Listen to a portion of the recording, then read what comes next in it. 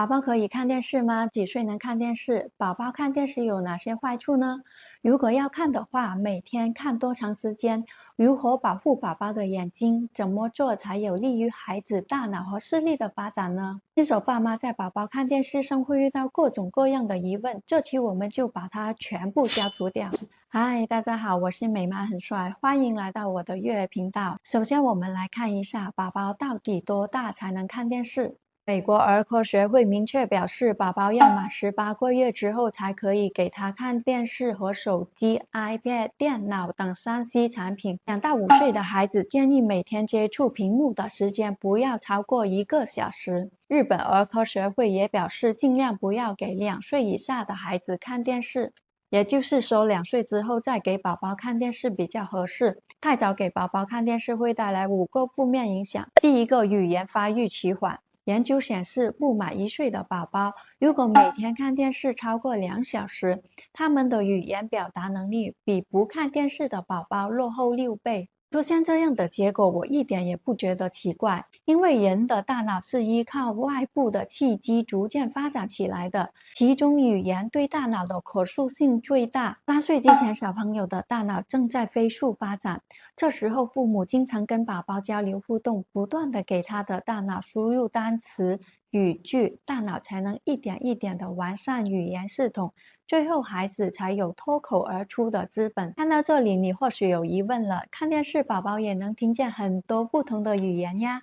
你要知道，电视里面听到的声音是冰冷的机械语言，而且是单向输出的，而宝宝呢，是通过模仿来学习的。拿学习语言来说吧，我们每重复一个单词，宝宝都能观察到我们的嘴唇、舌头和肢体语言，大脑也在重新确定这个单词的发音、意义和用法。你要是贪图方便把宝宝扔给电视这个保姆，自己忙别的事，那你面对面跟孩子交流的时间就少了很多，孩子的表达能力就很难培养起来。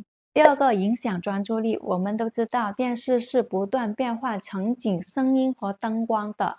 宝宝的大脑还没有发育成熟，没法快速整理消化这些信息，结果给大脑带来了过多的刺激，最终影响大脑和专注力的发展。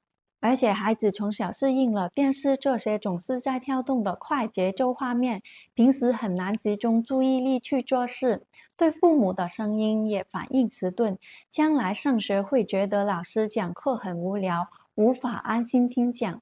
第三，影响视力发展。孩子满1岁的时候，视力才0.1，6岁才接近成年人，视力发育不全的他们，看电视的时候会不自觉地贴近去看。0到3岁的宝宝对视觉刺激非常的敏感，要是经常让他看电视，很容易出现远视或者散光的情况。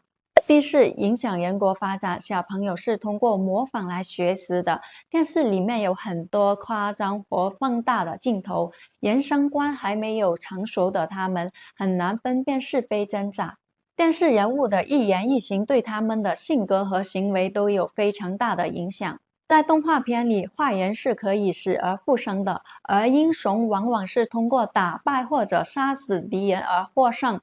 对于那些尝试区分对与错的孩子来说，会感觉非常的困惑和错乱。暴力镜头带来的强烈刺激也会给孩子带来不同程度的情绪创伤，比如无缘无故大哭、经常做噩梦、不敢一个人睡等等。而且接触屏幕时间长了，缺乏沟通和社交，情绪暴躁易怒，上学后很难融入集体生活，这些都不利于孩子的人格发展。第五，影响空间思维的发展。